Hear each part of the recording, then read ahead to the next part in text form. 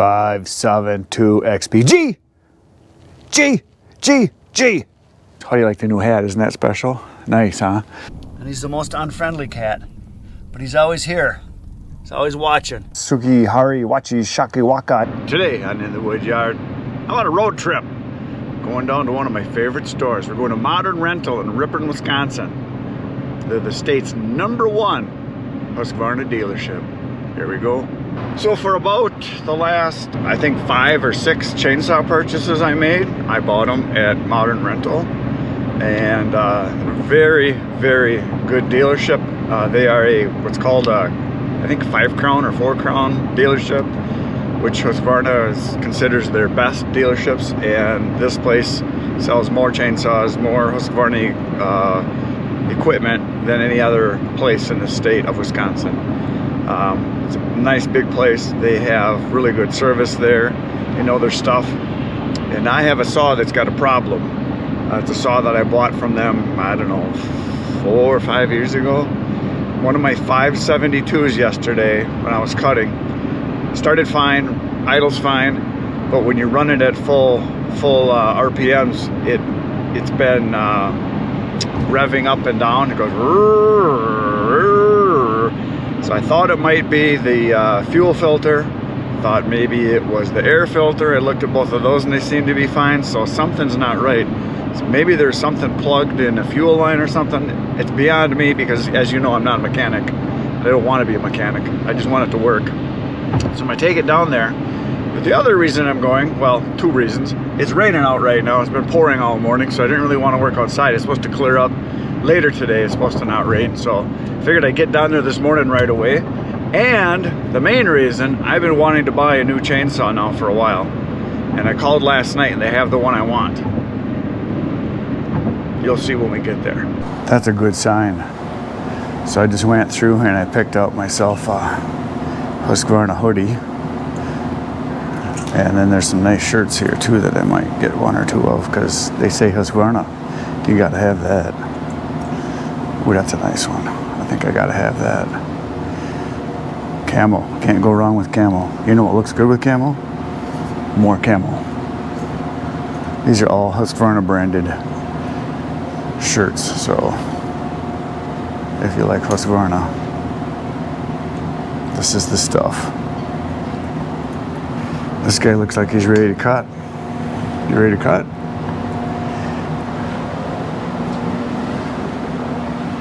Here's something everybody's telling me I need. I need a backpack blower for blowing snow off, which would be nice. I got lots of them. And of course all the trimmers, the multi-tool thingy, whatever they call it, this thing that does everything, the trimmer. Very nice. Here's something kind of new I haven't seen before. It's a chain locker. That's pretty cool for putting chains in, for you to stack them up so they're not all twisted up on you once you sharpen them. It's not a bad idea. And here's something I do not have. 585. Very nice.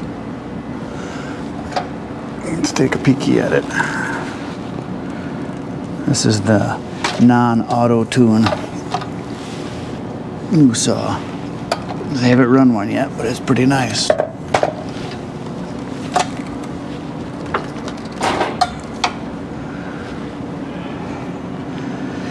And here's a 3120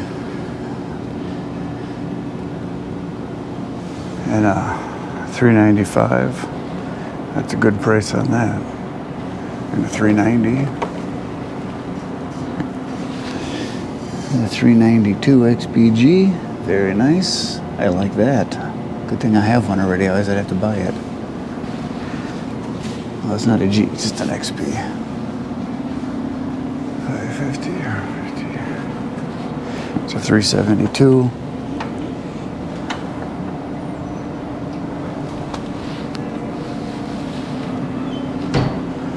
Hand tools, those are nice. Husqvarna X.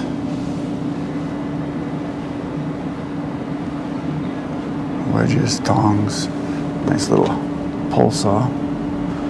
That'd be nice for hunting, actually. My backpack.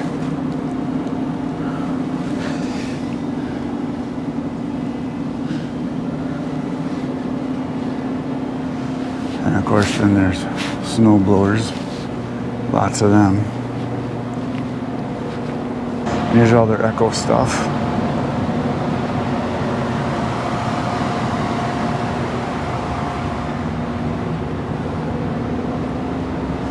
Battery stuff, which these are just demos because I don't think they can get them.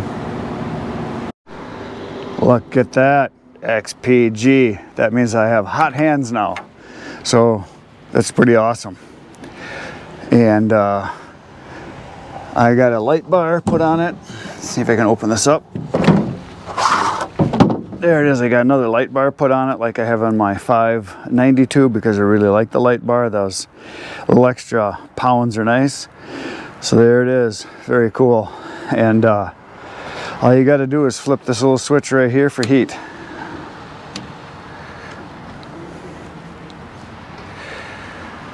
So there she is. I think I'm going to take it home and start her up.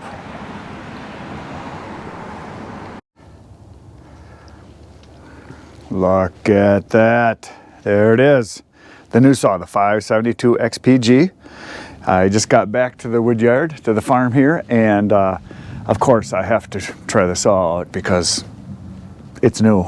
That's what you do with new stuff. You get it dirty right away. That's what we're going to do. So I'm going to gas it up. We're going to go over to the pile and we're going to cut because I can. That's what we're going to do. Now, it's not super cold out today. It's about 34 degrees. How do you like the new hat? Isn't that special? Nice, huh? They had that and I got a hoodie too. So I'm going to gas it up. We're going to give it a fire up and we're going to give it a try and do some cutting with it. And even though it's not cold, we're going to turn the heated handlebars on and just see how it is. I'll try to go barehanded and see if that works because I want to really test it out and see how warm it is. So, cutting time. So we're going to put some oil and gas. I know they put some in here, but I'm going to fill it right up. Well, usually when you buy a saw, they'll, oh, it's full. So they even have the pretty pink stuff in there. Let's look at the gas. Let's see what that says. It's almost completely full. It's more than 3/4 full, so good enough. Not going to put any more in. So we're going to start her up, let her get warmed up while I put my chaps on, my earplugs.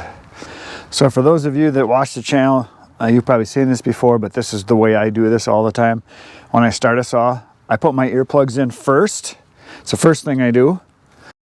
And well, I gas it up, oil it up, put my earplugs in, and then I start it. And then while the saw is warming up, idling, I put on my chaps, get my helmet on, get my gloves on. So I give it about a minute or so to warm up. So we'll give it some priming here. Hit that out, turn the choke on.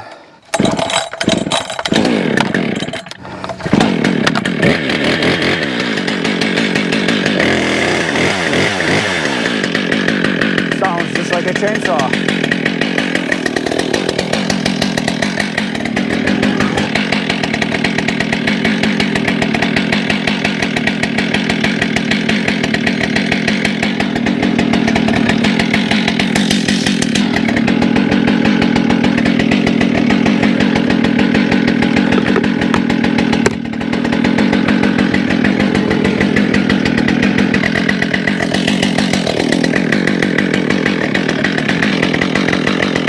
Right here's the switch. So you flip this up to have the heat on, flip it down to have the heat off. So up is on, and it's on. I'll just take a look here.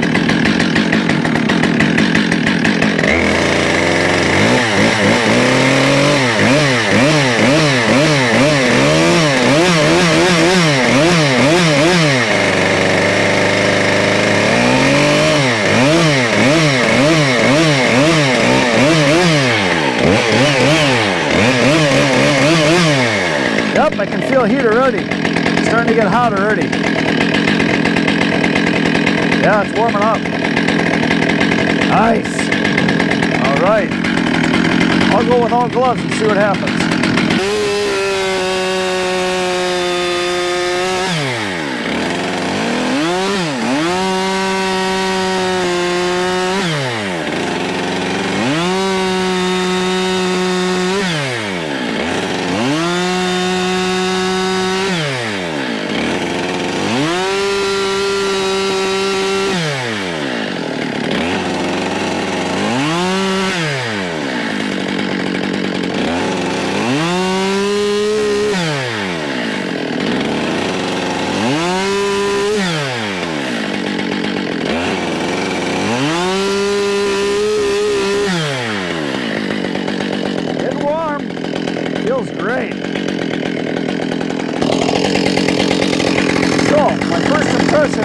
feel the heat right away. It's warm. It's getting warmer gradually. Down here too, the bottom grip and the top grip. Warming up. So my first impression is it runs just like my other 572s, but the rakers need to come down. Almost all chains, in my opinion, are set too safe. They got the rakers, the depth gauges are too high. So I'm going to cut for just a little bit, and I'm going to go get my file on and take the rakers down a couple strokes because it doesn't pull me in like I like it to. So just cut.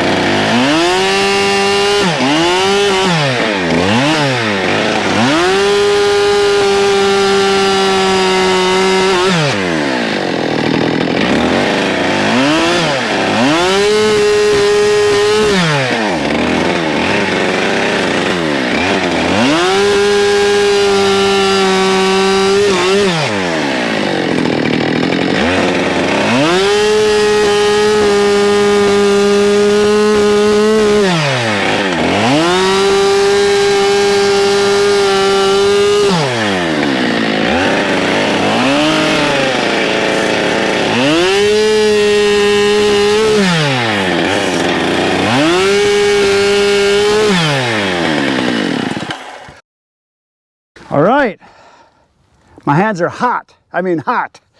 This thing produces a lot of heat. I mean real hot. I mean almost to where you don't want to, yeah, you don't want to hang on to it for very long. It's very warm. So a light pair of gloves is all I'm gonna need, no doubt about it. The grip here, this grip here is not quite as warm as the top, the bar on top. Right here is where it's the warmest. Down on the side, right here. Right here it's the warmest. It's real nice right there. There you can just hang on. Over here it's real warm. Down here there's nothing, so it's really pretty much just right where the plastic is around here. Because you go down on the bottom, down here, it's not hot there either. So the heater's obviously right where the grip is, where the gray rubber grip is. And then back here, it's not quite as warm as it is up on the top handle, on the top part. But it's warm, but not as warm as up here. So I can see in really cold weather, you might want to just switch hands once in a while. But like I said, it's 34 degrees today, but it feels really good. Now I know why my brother loves his G saw that he's got. He's got a 372G, and now I have the 572 XPG. So, very nice. All right. Oh, my friends are here. Hi, guy. How you doing? And yeah, it's got that new saw smell. When you start a saw up, obviously the first time, you're heating up that muffler and whatever kind of coating they have on there. So it's got that, I don't know how to describe it. It's a hot smell. It smells like stuff that's hot burning the first time when you start something up. I'm gonna go get my flat file. We're gonna take the rakers down a stroke or two. Okay, so another thing, you saw I've got the light bar on here, and yes, I know Husqvarna doesn't make the light bars. They're made by Husqvarna. I don't know who makes them, but Sugi, that's the way I say it. And they just rebrand them. They put their logo and everything on them. And I've got one on my 592, and I like it a lot. The little extra less weight is nice, especially on a bigger saw like a 592.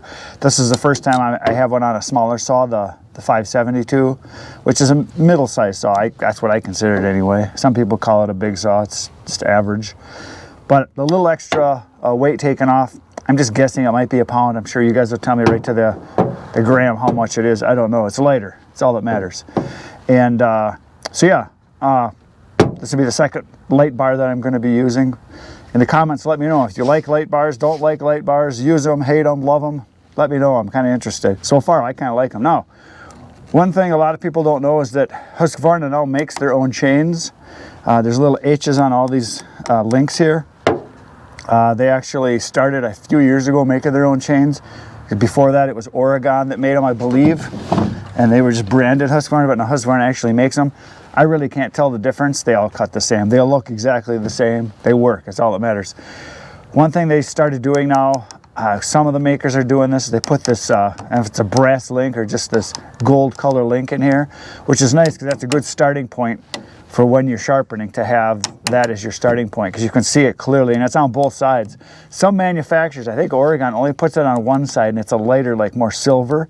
This is actually like a gold or brass color. I don't know if you guys can see that, but there it is. So that's where I'm going to start. I'm going to start just in front of it because I'm on this side, so I'm going to take the rakers down 2 strokes.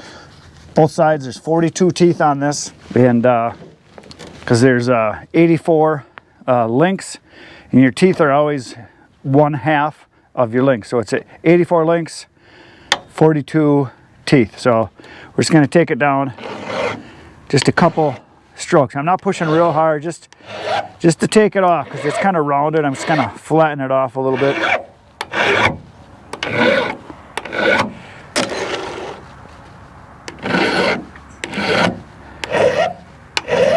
I'm not taking much off, but enough, because I don't want to get sucked into the log 100%. I just want it to bite a little bit better and cut a little bit of chip. Most of this wood that I'm cutting right now, it's hardwood, but it's what I consider softer hardwood. It's not hickory. Well, there might be a stick in there. It's not oak, even though there might be a stick in there. This is pretty much soft maple, ash, which is kind of hard, and there might be a piece of elm in there somewhere. Might be a piece of cherry in there. But it's, there we go.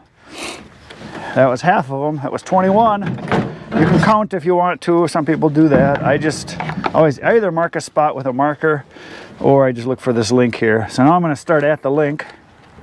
If I can do this so you guys can see too. Got the saw kind of hanging off the end here.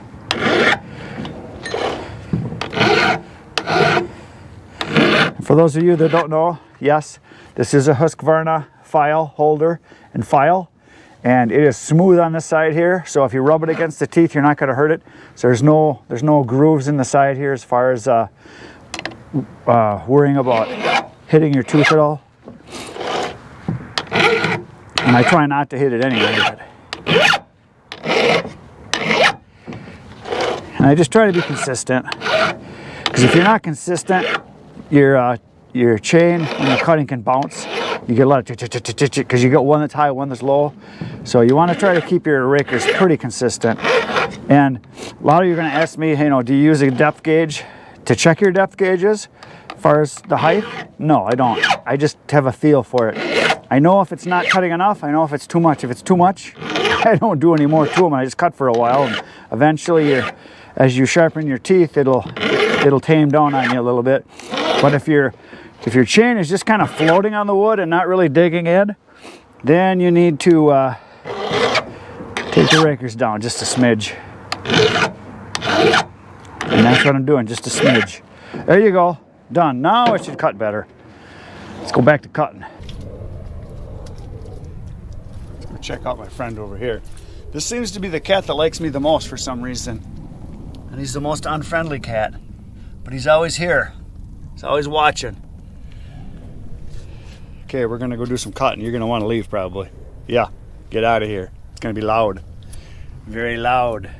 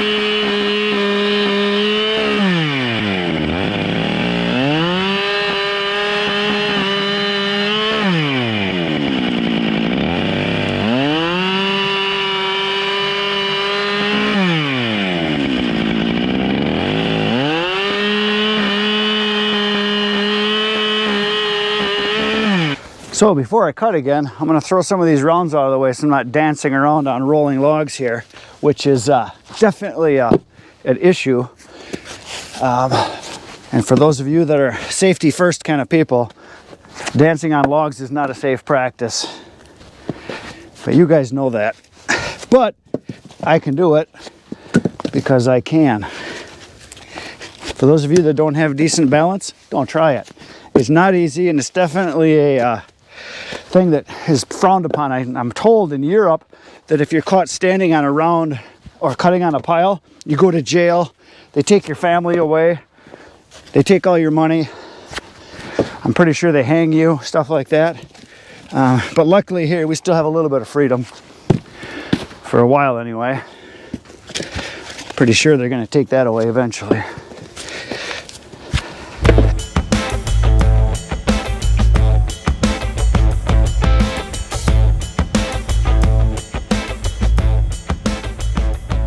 I can do some cutting again. I just ate lunch before I came and I can hardly bend over, my gut's so full. Sound like a guy who's really out of shape right now. It's because I am. But then again, round is a shape. All right, come on down. There we go, that's enough. Now we can start cutting again.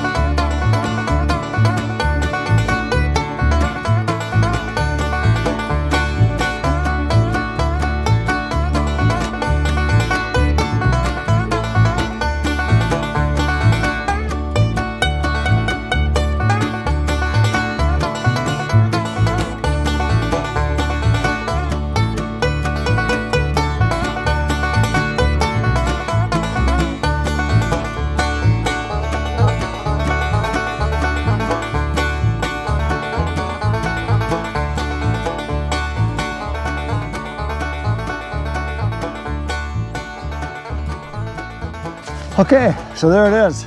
It cuts great once I took the rakers down. And some of you might be wondering, why did I cut this chunk the way I did here? Because it wasn't long enough for a round, you know, lengthwise, 16 inches. However, I do this a lot on the big chunks. What I'll do now is I'll split this in half and then maybe take a little chunk off the end here, and you end up with a 16, 17, this is probably, see, that's 9, 18, this is probably 22, 23 inches, somewhere in there. So I'll split this in half and this one in half, and I'll make 4 chunks of wood out of it. Perfectly good wood for burning. Can go right into the for sale wood. It could be, kept here and burned in the boiler for Bert, or if you guys want to keep these for yourself, they're fantastic. They're cookies. But if they're big like this, I might even actually get 3 pieces out of this. I could probably split it here and then here and get 3 pieces out of each one of these. Perfectly good wood for burning and good for customers. And when I have these, I'm unloading wood, I actually purposely hold them up and I show the customer. I said, ooh, you got the butt from a real big chunk here. So this is a piece that's from the original flare at the root bottom, or if it's a chunk at the end like this. I said, this is the stuff that burns really good. I said, put this on after your fire is going, it'll burn real long. So I sell it as a benefit, not as something that's ugly, because it is. It's good wood. So there you go, 572 XPG. Awesome, we'll be using it a lot. Now I turned the heat off at the end. It was getting too hot to hang on to because like I said before, it's only 34, 35 degrees today. I mean, it's real nice out. I've just got a t-shirt on, this hoodie, and I'm plenty warm. So on warm days, I obviously won't need the heat because it got too hot to hang on to. It was like more hot than I wanted, which is going to be great for the really cold days. But I'll probably wear a pair of light leather gloves and it won't be so bad on my hand. But at least I'll maintain my grip. My hands won't be getting cold like they do on some of those really, you know, frigid, windy, below zero days. So this will be a nice saw to have for that as an option. So there you go. That's it for today, folks. Poke the buttons, hit them all. Tomorrow I'll be back 5:30 a.m. with another video for you. Between now and then, go to my channel. There's 900 videos waiting for you to watch right now. Good night, everybody.